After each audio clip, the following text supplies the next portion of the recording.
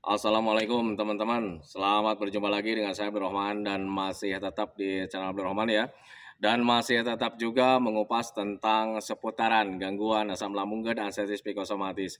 Nah, di season kali ini saya akan share video tentang kelemahan-kelemahan untuk orang-orang yang terkena gangguan asam lambung dan anestesi psikosomatis.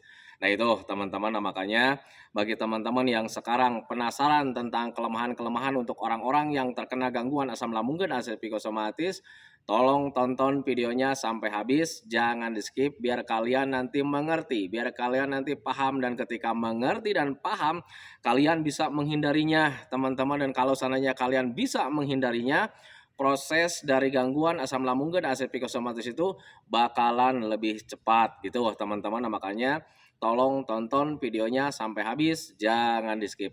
Dan kemudian seperti biasa ya bagi teman-teman yang baru bergabung, kalau seandainya kalian mau bertanya tentang seputaran gangguan asam lambung dan anestesi psikosomatis, alangkah baiknya kalian tonton dulu video-video saya sebelumnya karena untuk seputaran gangguan asam lambung dan anestesi psikosomatis semuanya sudah saya share. Dari mulai cerita saya yang terkena gangguan asam lambung dan anestesi psikosomatis, kemudian merasakan 1001 macam sensasi yang sangat tidak nyaman, itu sudah di-share teman-teman ya. Dan kemudian bagaimana cara menangani setiap sensasi yang hadir, itu juga sudah di-share. Nah, makanya biar lebih jelas, biar lebih detail, alangkah baiknya kalian tonton dulu video-video saya sebelumnya. Nah, itu teman-teman ya. Dan kemudian bagi teman-teman yang baru bergabung juga, seperti biasa juga kalau seandainya kalian belum subscribe channelnya, mohon videonya itu di-subscribe dulu karena untuk subscribe itu tidak memerlukan biaya, tidak memerlukan pendaftaran. Jadi subscribe itu adalah hal yang sangat mudah sekali bagi teman-teman lakukan ya. Jadi teman-teman itu cukup memijit saja tulisan subscribe biar kenapa? Jujur ya, biar videonya itu cepat berkembang dengan baik. Dan kalau seandainya videonya itu berkembang dengan baik, sudah barang tentu itu akan menambah semangat tersendiri buat saya untuk terus nge-share tentang seputaran gangguan asam lambung dan anestesi psikosomatis ini terhadap kalian. Kemudian yang lebih penting dan yang lebih utamanya, tekan juga tombol lonceng sama tombol like-nya ya, biar kalian itu dapat notifikasi atau pemberitahuan video saya yang terbaru. Karena saya itu akan terus nge-share tentang seputaran gangguan asam lambung dan anestesi psikosomatis ini terhadap kalian dengan tujuan semoga saja videonya itu menjadi wasilah atau jalan keluar bagi kalian yang sedang mengalami gangguan asam lambung dan anestesi psikosomatis hingga membaik ya, apalagi sampai sembuh total.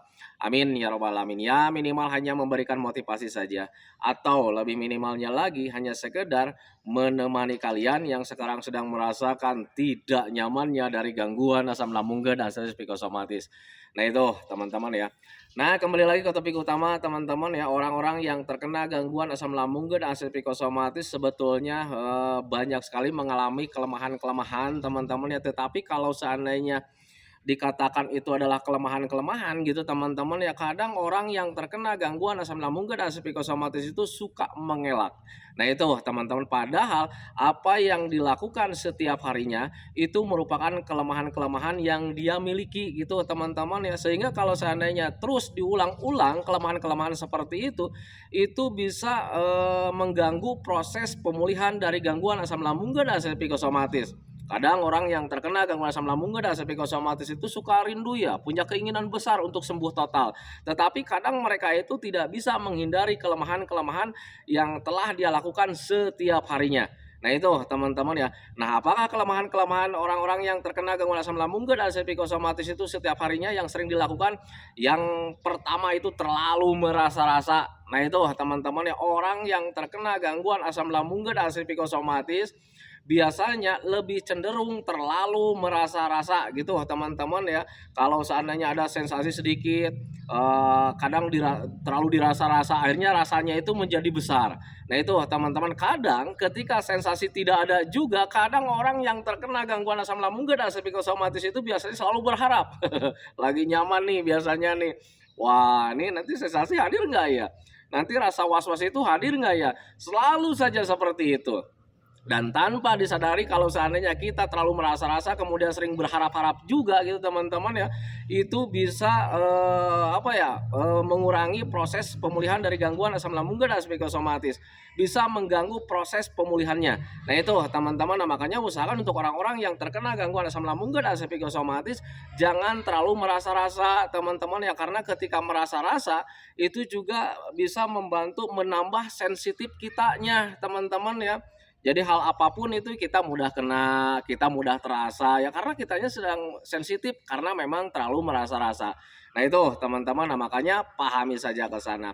Nah kemudian selanjutnya orang-orang yang terkena gangguan asam lambung dan psikosomatis itu kelemahan-kelemahannya itu biasanya selalu mengira-ngira teman-teman ya. Jadi ketika ada sensasi yang hadir, kadang kita itu selalu mengira-ngira atau selalu berandai-andai ke hal-hal yang tidak diinginkan. Contoh kecil lah, kalau seandainya ada sakit dada nih menusuk sampai ke belakang, kadang kita itu suka mengira-ngira teman-teman ya, wah ini jangan-jangan nih penyakit jantung nih. Nah itu teman-teman ya, sehingga ketika kita selalu berpikir ke arah sana, penyakit jantung gitu teman-teman ya, karena memang ada rasa sakit menusuk sampai ke belakang di bagian dada, itu nanti bisa menimbulkan kecemasan, ketakutan teman-teman ya, karena kita sudah tahu sendiri ya bahwa sakit jantung itu merupakan gangguan yang berbahaya. Misalnya seperti itu teman-teman, sementara ada rasa di bagian dada sakit menusuk sampai ke belakang, ya kadang kita selalu mengira-ngira bahwa itu penyakit jantung. Nah itu teman-teman, makanya usahakan untuk orang-orang yang terkena gangguan asam lambung dan psikosomatis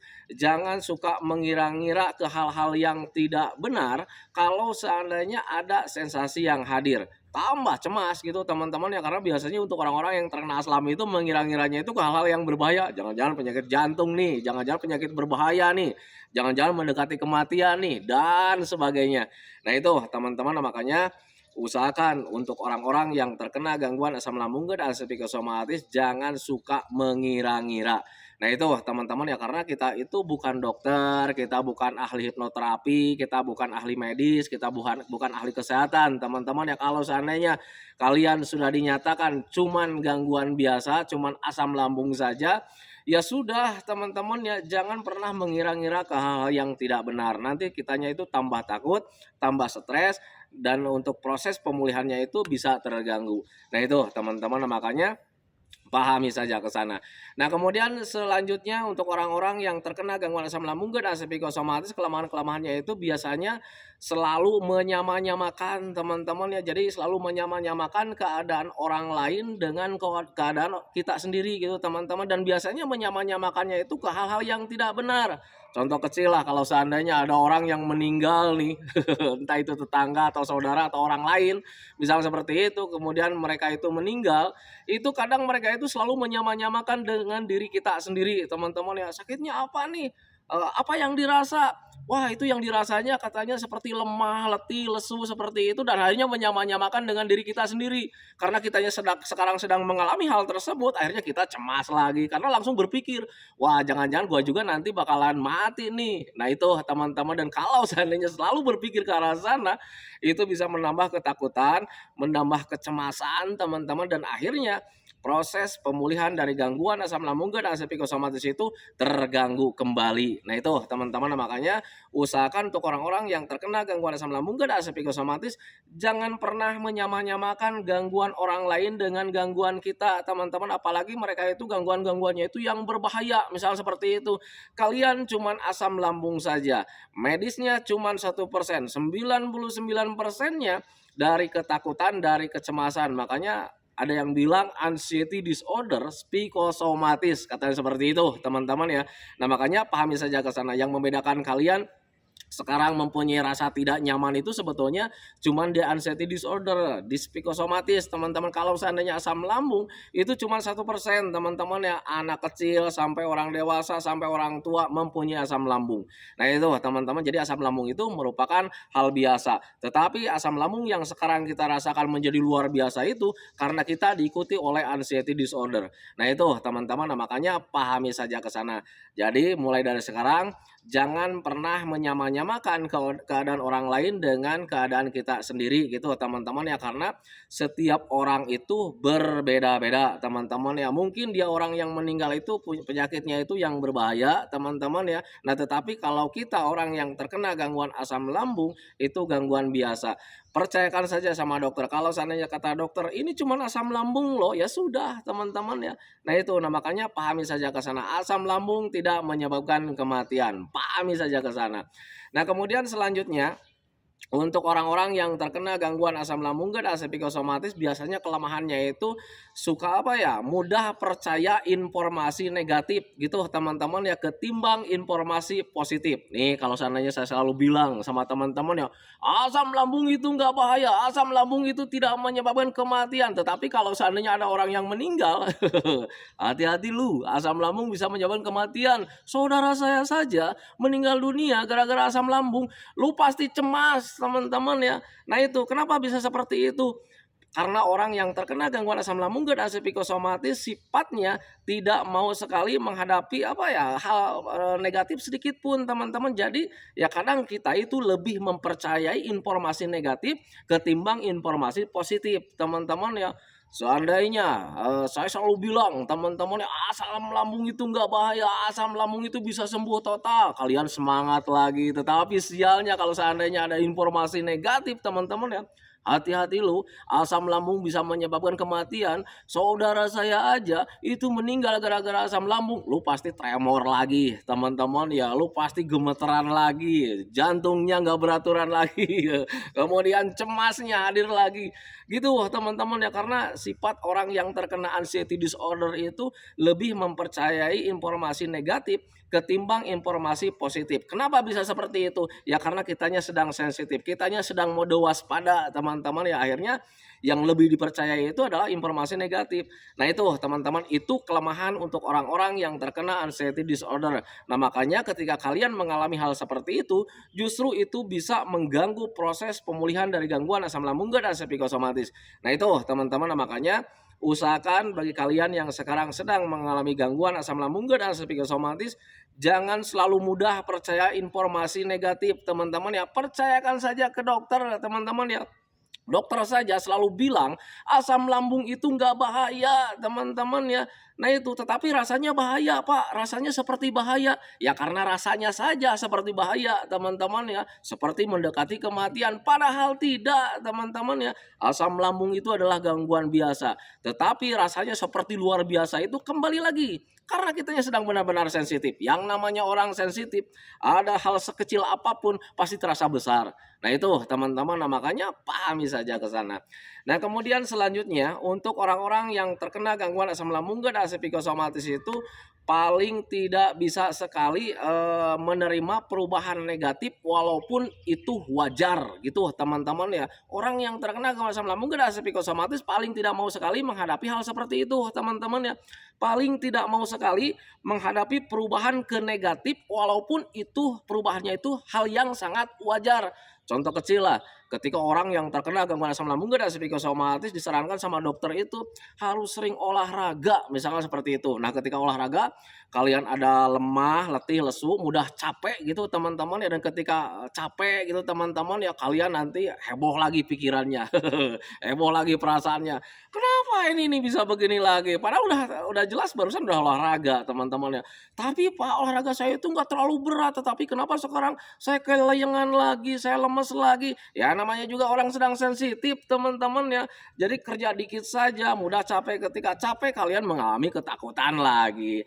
Nah itu teman-teman, nah, makanya usahakan ketika kalian sekarang sedang mengalami perubahan ke hal negatif, anggap wajar saja kalau seandainya itu merupakan hal-hal yang sangat wajar teman-teman ya.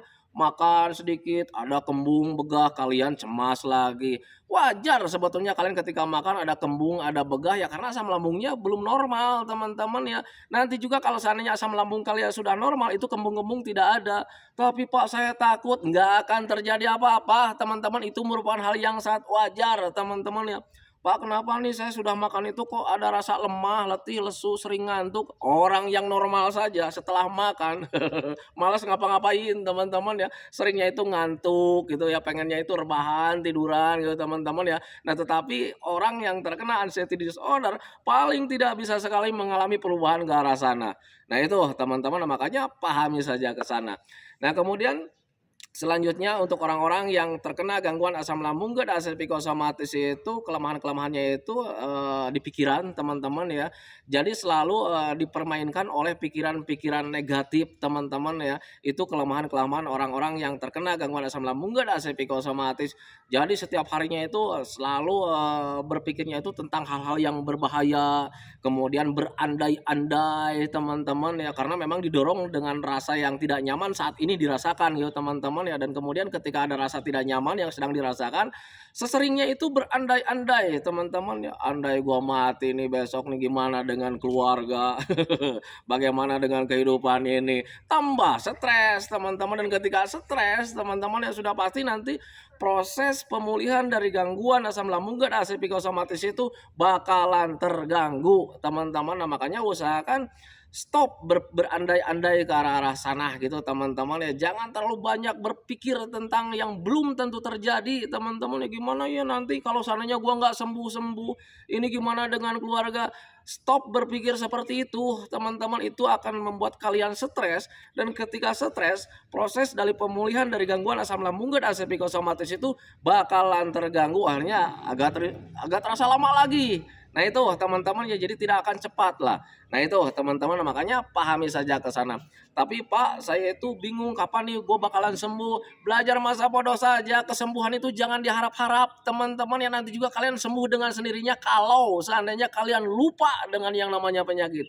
Jujur, saya sembuhnya itu dengan terlupakan teman-teman, yang mencoba setiap harinya itu tidak berpikir tentang penyakit teman-teman. Yang penting sudah jaga 3P-nya, selebihnya bersenang-senang teman-teman ya. Rasa bahagia, rasa senang itu kita lupa dengan yang namanya sensasi, kita lupa dengan yang namanya penyakit, tahu-taunya kita nyaman.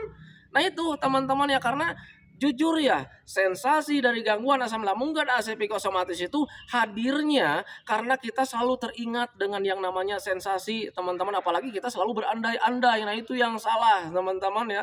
Nah itu, nah makanya pahami saja ke sana. Jadi saat ini mulai dari sekarang stop saja berpikir yang aneh-aneh gitu teman-teman. Yang penting kalian fokus saja di 3P-nya. Masa bodoh dengan hal apapun, yang penting gua jaga makannya, gua jaga jenis makanannya, gua jaga pola hidupnya, gua jaga pola pikirnya, selebihnya gua senang-senang aja. Itu yang lebih mantap, itu yang bakalan lebih cepat membaik dari gangguan asam lambung gerd asam psikosomatis. Nah itu teman-teman, makanya pahami saja ke sana. Nah kemudian selanjutnya, kelemahan orang-orang yang terkena gangguan asam lambung gerd asam psikosomatis itu paling tidak mau sekali mengambil resiko sekecil apapun gitu teman-teman ya. Jadi orang yang terkena gangguan asam lambung gerd asam psikosomatis itu paling tidak mau sekali ambil resiko gitu teman-teman ya. Contoh kecil lah, kalau seandainya kalian, olahraga itu sangat penting gitu teman-teman ya, kata dokter juga olahraga itu, sangat penting sekali untuk proses pemulihan dari gangguan asam lambung gerd asam psikosomatis, misalkan seperti itu teman-teman ya, dan dokter selalu menganjurkan seperti itu. Tetapi sialnya nih, ketika kita mau jalan-jalan gitu teman-teman ya, kita itu nggak mau ambil risiko gitu, takutnya nanti setelah jalan-jalan, setelah olahraga nanti sensasi hadir nih. Kan begitu teman-teman ya. Nanti kalau seandainya gua olahraga, nanti ada lemah, letih, lesu, lemas, gua pusing nih. Ah nggak jadi ah, akhirnya olahraganya nggak jadi lagi. Jadi seringnya itu rebahan lagi, duduk-duduk manis lagi. Nah ketika kalian melakukan hal seperti itu, sering melakukan hal seperti itu, nanti proses pemulihan dari gangguan asam lambung gerd asam psikosomatis itu bakalan terganggu teman-teman. Yang makanya usahakan untuk orang-orang yang terkena gangguan asam lambung gerd asam psikosomatis, ketika kalian memang saatnya jam olahraga, olahraga saja teman-teman, tapi Pak takut ada resiko nanti sensasi hadir. Nggak apa-apa teman-teman ya. Orang yang terkena gangguan asam lambung gerd asam psikosomatis itu nggak ada pilihan teman-teman ya. Jujur nggak ada pilihan. Kita diam sensasi hadir, kita bergerak sensasi hadir. Tetapi menurut saya pribadi teman-teman ya, alangkah baiknya kalian sering bergerak, karena dengan sering bergerak di situ banyak pelatihan. bisa melatih mental, bisa melatih tenaga, bisa melatih pikiran, sampai kebahagiaan juga di situ terlatih. Untuk olahraga itu banyak sekali manfaatnya teman-teman ya. Itu yang saya rasakan dulu saat terkena gangguan asam lambung gak ada psikosomatis. Nah, makanya usahakan untuk orang-orang yang terkena gangguan asam lambung gak ada psikosomatis, ketika kalian mau melakukan hal apapun kemudian nanti di depannya ada risiko gitu teman-teman, ada risiko. Kalau seandainya risiko itu yang gak berbahaya ya nggak apa-apa teman-teman ya, lakukan saja. Kecuali kalau seandainya kalian nih ada yang menyarankan, lu harus jalan di atas tambang dari bukit sini ke bukit sini. Nah, itu jangan diambil teman-teman karena resikonya gede. Seperti itu teman-teman, kalau lu jatuh lu mati. Nah, itu teman-teman makanya harus bisa berpikir wajar. Kalau seandainya untuk jalan-jalan nggak apa-apa, teman-teman lanjut saja. Kalau seandainya kalian mau mandi nih masih takut, Pak, saya itu takut mandi nih. Nanti kalau kalau habis mandi itu sensasi hadir. Kemudian dokter selalu menyarankan mandilah karena dengan mandi itu nanti kalian itu bisa relaksasi, bisa apa gitu teman-teman ya. Lakukan saja teman-teman ya, tapi Pak takut nanti sensasinya hadir. Nggak ada pilihan teman-teman ya, untuk orang-orang yang terkena asam itu kita mandi sensasi hadir, nggak mandi juga sensasi hadir. Nah itu teman-teman, tetapi kalau seandainya mandi lebih bagus teman-teman ya, walaupun sensasi hadir. Kenapa bisa seperti itu?